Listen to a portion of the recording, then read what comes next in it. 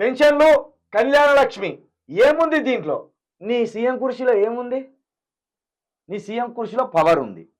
ఈ పెన్షన్లలో, ఈ కళ్యాణ లక్ష్మిలో పేద బిడ్డలకు చిన్నపాటి సహాయం అందుతున్నదనే ఒక భరోసా ఉన్నది, ఒక అండ ఉన్నది. మరి ఎందుకు ఇచ్చినావు? ఆ రోజు ఏం లేకపోతే ఎందుకు నువ్వు ఇచ్చినావు? మేము కూడా చేస్తామని ఎందుకు చెప్పినావు?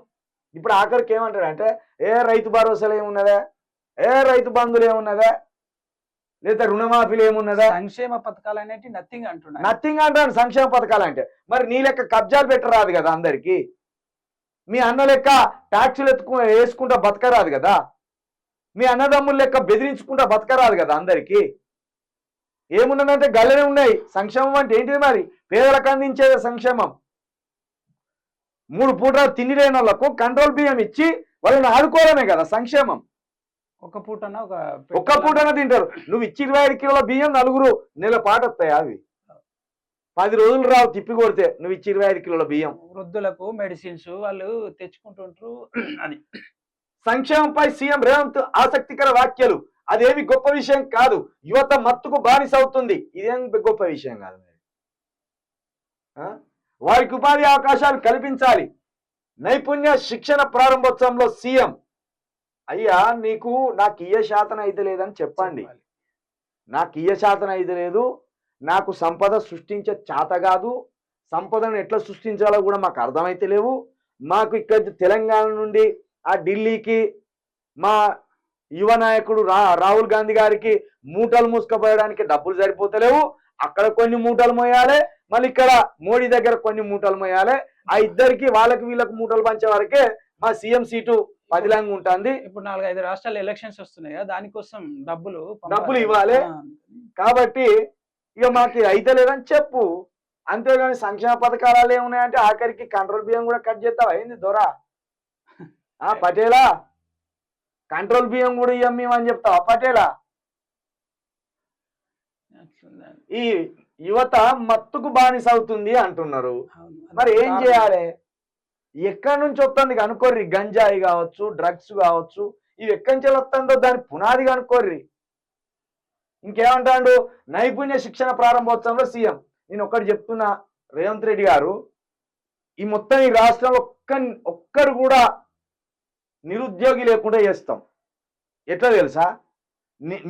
మనం రోజు పోయేటప్పుడు ఎన్ని గమనించుకుంటూ పోతున్నాం తెలుసా? మేము ప్రతి స్వీట్ షాప్ కాంచెల్లి, ప్రతి టిఫిన్ సెంటర్ కాంచెల్లి, ప్రతి సాఫ్ట్వేర్ ఇండస్ట్రీ కాంచెల్లి, ప్రతి దుకాణం కాంచెల్లి ఎవడోడు పెట్టిండి ఇక్కడ, ఎవడోడు పని చేస్తానని ప్రతిదీ క్షుణ్ణంగా పరిశీలించుకుంటూ పోతున్నాం.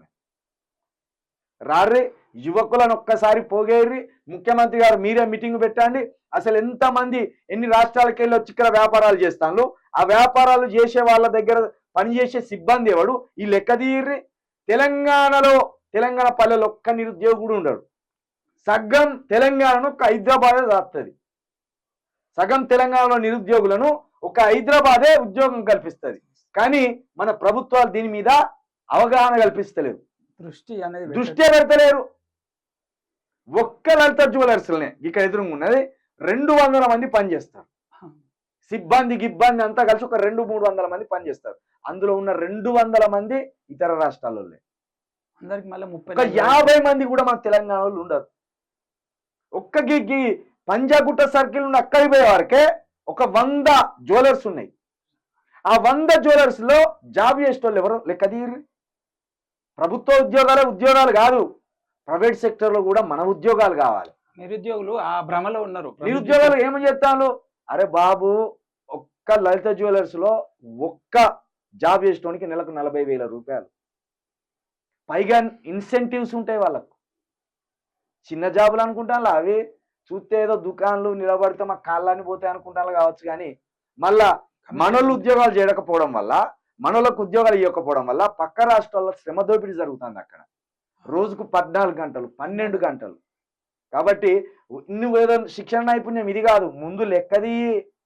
ఇతర రాష్ట్రాలకు వెళ్ళి వచ్చి మన ఉద్యోగాలను ఖాళీ చేస్తాను, అది లెక్క. మండలానికి స్కిల్ సెంటర్ పెట్టాలి. స్కిల్ సెంటర్ పెట్టాలి. ఎప్పటికప్పటికి 6 నెలలకు ఒకసారి ఒక బ్యాచ్ వెళ్ళిపోవాలి. ఒక బ్యాచ్. ఇప్పుడు ఉదాహరణకు 14-15 సంవత్సరాలకు ఒకసారి ఒక నిరుద్యోగి బయటకు వెళ్తాడు. అంటే 20 సంవత్సరాలు వేసుకుందాం. ప్రతి 15-16 సంవత్సరాలకు ఒకసారి ఒక నిరుద్యోగి బయటికి వెళ్తాడు. ప్రతి గ్రామంలో, ప్రతి మండలంలో, ప్రతి 10 సంవత్సరాలకు ఒకసారి నిరుద్యోగులు ఎంతమంది తయారవుతారో ఒక లెక్క తీస్తే అప్పుడు తెలుస్తుంది. గ్రామ సెక్రటరీ ఉంటాడు కదా, వాళ్లకు ఎక్కడ ఉద్యోగం కల్పించాలి, ఏ ప్రైవేట్ సెక్టర్ లో ఉద్యోగం కల్పించాలి, ఏ స్వయం ఉపాధి కల్పించాలి, వాళ్ళు చదువుకున్న ఇవన్నీ లెక్కలు తీయాలి కదా. గప్పుడు నిరుద్యోగులు ఉండరు. నువ్వు మాటలకు చెప్పుకుంటా పోతే వాళ్ళు నిరుద్యోగులు తంబాకులు, సిగరెట్లు, గుట్కాలు ఇవి బుక్కి ఓ సినిమా రిలీజ్ కాగానే గంజాయికి ఎక్కువ ఇంట్లో అమ్మ మీద పుస్తకాలు అమ్ముకొని గుంజి ఆ పవన్ కళ్యాణ్ సినిమా రిలీజ్ అయింది, ఈ జూనియర్ ఎన్టీఆర్ సినిమా రిలీజ్ అయిందని ఇటు కాబట్టి ఇక గ్రామాల్లో అయితే బ్యాచ్లు తయారయ్యి మధ్యాహ్నం ఒక బ్యాచ్ తాగుతుంది, సాయంత్రం ఒక బ్యాచ్ తాగుతుంది. ఇంట్లో అమ్మేం కష్టపడుతుంది, అయ్యేం కష్టపడతాడు, ఎట్లా పుచ్చినాము, ఎట్లా బతుకుతున్నాం, ఏమన్నా మన ముఖాలు తెలియకున్నా ఇది ఆలోచనే లేదు. దీన్ని ఎవడు చెప్పాలి, నాయకులు చెప్పాలి. గ్రామ సర్పంచ్ కాంచెలు మొదలు పెడితే ఎమ్మెల్యే నుంచి మొదలు పెడితే మంత్రి నుండి మొదలు ముఖ్యమంత్రి గారు. అది ఎప్పుడు అంటే గవర్నమెంట్ అనేది ఒక స్కిల్ సెంటర్ లాంటివి పెడితే దానిలో చేంజెస్ స్టార్ట్ అయితే సర్పంచ్ అయినా ఎవరైనా దాని నుంచే తీసుకొస్తారు కదా. ఇక